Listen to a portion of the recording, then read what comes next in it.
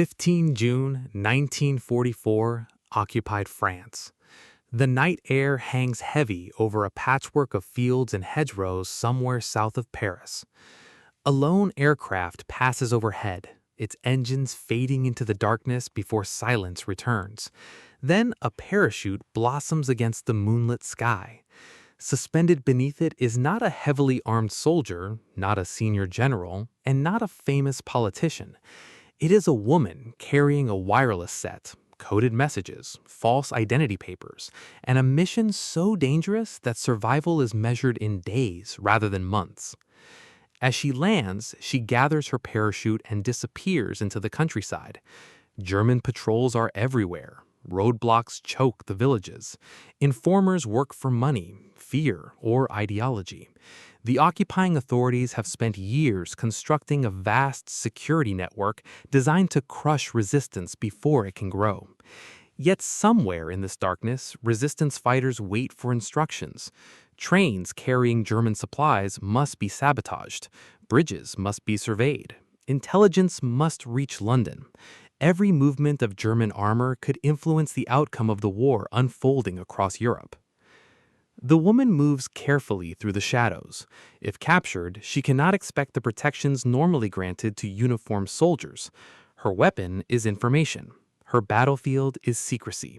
Her success depends upon remaining invisible. Yet, despite the immense danger, hundreds of women across occupied Europe choose exactly this path. Some become couriers, carrying messages through enemy territory.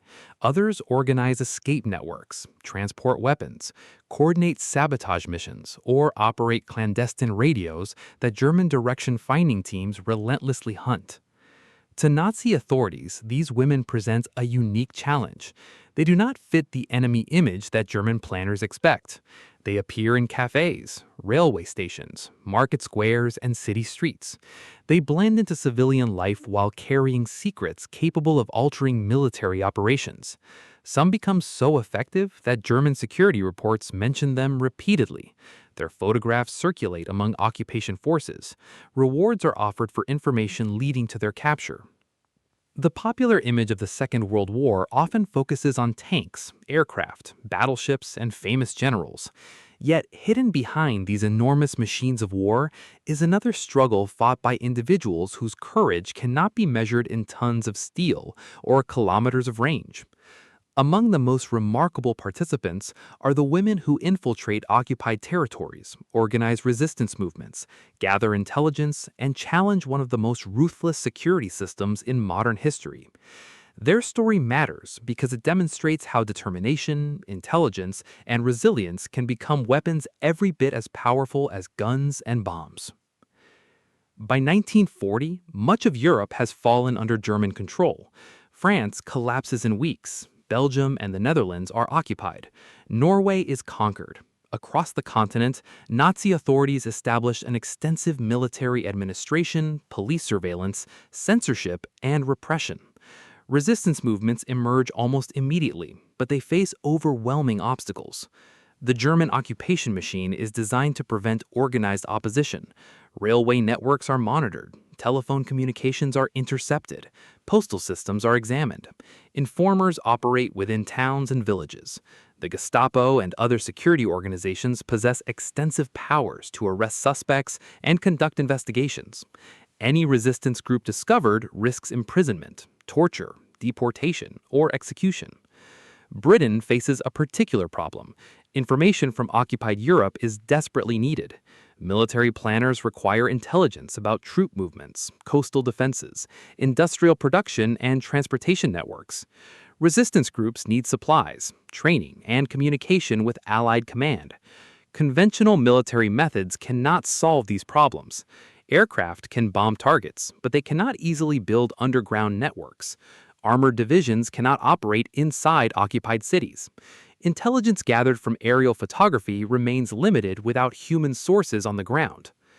The challenge grows even greater after Germany invades the Soviet Union in 1941. The conflict expands dramatically.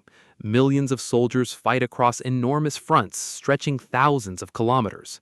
Decisions made in London, Moscow, Berlin, and Washington increasingly depend on accurate information from territories controlled by the enemy. Existing intelligence methods prove insufficient. Wireless communication is dangerous because German direction finding technology can locate transmitters. Couriers risk capture at checkpoints. Secret meetings can be betrayed. Resistance organizations are frequently infiltrated. Some networks are destroyed entirely. Others survive only through constant adaptation. At the same time, social assumptions create unexpected opportunities. German authorities often underestimate women involved in resistance activities. This does not mean women avoid suspicion entirely. Many are arrested, interrogated, and executed. Nevertheless, occupation forces frequently focus their attention on men of military age. Women can sometimes travel with less scrutiny, making them invaluable as couriers and organizers. The need for skilled female operatives becomes increasingly obvious. Allied planners require people capable of operating independently under immense pressure. They need linguists, radio operators, intelligence collectors, and organizers willing to work deep behind enemy lines. The mission appears nearly impossible. Operatives must enter occupied territories, establish contacts, avoid detection, transmit intelligence, and survive long enough to remain effective. Many do not. Yet, despite the risks, volunteers continue to come forward. Some are motivated by patriotism. Others seek revenge for occupied homelands or persecuted families. Many simply refuse to accept Nazi domination. Their willingness to act creates one of the most remarkable chapters of the war. The organization most closely associated with these missions is the Special Operations Executive, established by Britain in July 1940. Its purpose is straightforward but ambitious: support resistance movements and conduct sabotage against Axis forces. Prime Minister Churchill famously encourages the organization to set Europe ablaze. SOE developed a sophisticated system for recruiting and training agents. Candidates learn cryptography, surveillance awareness, unarmed combat, weapons handling, map reading, and wireless operation. Training facilities across Britain prepare operatives for conditions they will face in occupied territory. Every detail matters. A misplaced accent, incorrect identity document, or suspicious behavior could prove fatal. Among the organization's most valuable assets are female agents. Women such as Noor Inayat Khan, Violet Sabo, Odette Sampson, Pearl Witherington, and many others undertake missions of extraordinary difficulty. Their effectiveness stems not from a single technological breakthrough, but from a combination of specialized training, communication systems, forged documentation, and clandestine tradecraft. Consider the wireless sets many agents carry. Early wartime radios are far from compact. Some weigh roughly 14 kilograms, equivalent to carrying a large suitcase packed with metal components. Operators assemble aerial wires, tune frequencies, encode messages, and transmit information while racing against time. German detection teams can sometimes identify a transmission source within minutes. Operating a radio becomes a deadly contest of speed and precision. Messages themselves require encryption. Codes transform ordinary language into groups of letters and numbers. The process resembles locking information inside a series of nested boxes. Even if German operators intercept a transmission, they still must decipher its contents. Security procedures evolve constantly because compromised codes can destroy entire networks. False identity papers represent another critical innovation. Skilled forgers reproduce stamps, signatures, permits, and travel documents with astonishing accuracy. A resistance courier might carry multiple identities, each tailored to different circumstances. Success depends upon making every document appear ordinary. The less attention it attracts, the better. Manufacturing these tools involves countless individuals. Printers produce forged papers, engineers build wireless equipment, textile workers conceal compartments inside clothing. Weapons are manufactured in British factories before being dropped by parachute into occupied territories. Exact production figures remain difficult to establish because wartime secrecy obscures many records, but thousands of specialized devices and supplies flow through resistance networks. If you are finding this interesting, a quick subscribe helps more than you know.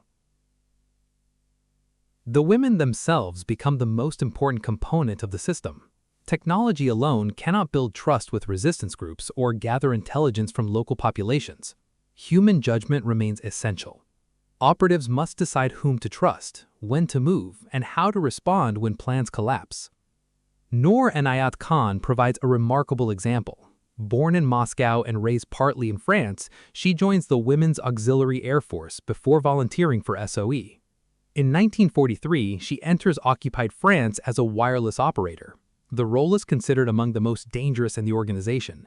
Many radio operators survive only a few weeks. Yet, she continues transmitting after much of her network has been compromised. German authorities pursue her relentlessly because she represents a vital link between resistance fighters and London. Violet Sabo demonstrates another dimension of resistance work. Fluent in French and highly capable under pressure, she undertakes missions involving coordination with resistance groups. Her courage becomes legendary. Captured after fierce resistance against German forces, she ultimately pays with her life. Pearl Witherington achieves extraordinary success organizing resistance fighters. Following the Normandy landings, networks under her influence conduct sabotage operations that disrupt German transportation and communications. At one stage, she effectively helps coordinate thousands of resistance members. Operational use of these networks reaches its peak during preparations for D-Day. Resistance groups receive instructions to damage railway lines, attack communication systems, and hinder German reinforcements. Across occupied Europe, women serve as couriers, organizers, intelligence collectors, and radio operators. Their activities contribute to a broader Allied effort designed to isolate battlefields and complicate German responses. Atmospheric accounts from surviving participants describe tense journeys through occupied cities, secret meetings in farmhouses, hurried radio transmissions from attics, and narrow escapes from arrest. Some stories are documented in detail. Others remain fragmentary because records were destroyed, classified, or never created in the first place. The psychological impact on German authorities is significant. Security forces understand that resistance networks exist, but often struggle to identify their full extent. The possibility that seemingly ordinary civilians might be working for the enemy creates uncertainty and suspicion. Every failed arrest raises concerns about hidden operatives still at large. Compared with German intelligence efforts, Allied resistance networks display remarkable flexibility. German security organizations possess greater resources, larger bureaucracies, and extensive police powers. However, their size sometimes reduces agility. Resistance groups operate through smaller cells, designed to limit damage if members are captured. American organizations such as the Office of Strategic Services also deploy agents and support resistance activities. Cooperation between British and American services increases as the war progresses. Nevertheless, the British SOE develops particularly extensive experience operating within occupied Europe. Its methods influence later intelligence and special operations organizations across the world. German authorities attempt similar clandestine operations, but conditions differ significantly. In territories controlled by the Allies, Axis agents face hostile populations, language barriers, and increasingly effective counterintelligence systems. Meanwhile, Allied operatives often benefit from local resistance networks willing to provide shelter, information, and logistical support. What makes many female agents especially effective is not superior equipment or greater firepower. Rather, it is their ability to exploit assumptions, build relationships, and move through environments where overt military force cannot function. Their strength lies in adaptability. A radio set weighing several kilograms can transmit information, but only a skilled operator can decide when and where to use it. Assessing the overall impact of these women requires careful balance. It would be inaccurate to claim that they alone determine the outcome of the war. Massive military campaigns, industrial production, and strategic decisions ultimately shape victory.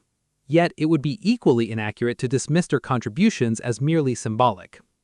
Resistance intelligence assists Allied planners. Sabotage operations delay German movements. Escape networks save lives. Communication links help coordinate activities across occupied territories. Quantifying these effects precisely remains difficult because intelligence successes often leave limited documentation.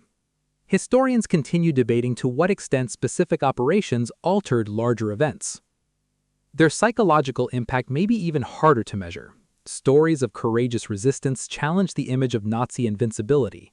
They provide hope to occupied populations and demonstrate that opposition remains possible despite overwhelming odds. The existence of active networks forces German authorities to divert resources toward security operations rather than frontline combat. Today, surviving artifacts and memorials preserve their legacy. Museums in Britain and across Europe display wireless sets, forged documents, personal belongings, and photographs. Memorials honor agents who never returned. Archives continue revealing new details as historians examine wartime records. The influence of these women extends beyond the Second World War. Modern intelligence services, special operations units, and resistance studies all draw lessons from their experiences. Their stories remind us that warfare is not solely a contest of machines. It is also a contest of human determination. Return now to that moonlit field in occupied France. The parachute settles onto the ground. A woman gathers her equipment and disappears into the darkness. She possesses no tank battalion, no fighter squadron, no battleship waits offshore. By conventional measures, she appears insignificant. Yet, appearances are deceptive.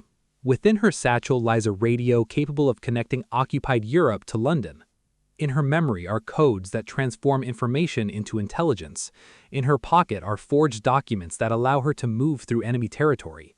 Most importantly, within her is a determination to continue despite dangers that would force many others to retreat. The Nazis fear armies. They fear bombers. They fear invasion fleets. But they also fear something less visible. They fear individuals who refuse to surrender. They fear networks they cannot fully destroy. They fear information they cannot completely control. Again and again, women across occupied Europe prove that courage does not require rank, size, or physical strength. They carry messages. They organize resistance. They gather intelligence. They endure imprisonment. Many survive, many do not. Their battlefield is hidden. Their victories are often invisible. Their sacrifices are sometimes known only through fragments of testimony and scattered documents, yet their impact echoes through history. They crossed borders, they crossed checkpoints, they crossed lines of fear, and in doing so, they became something the Nazi regime never expected. Not merely witnesses to history, but women who helped change it.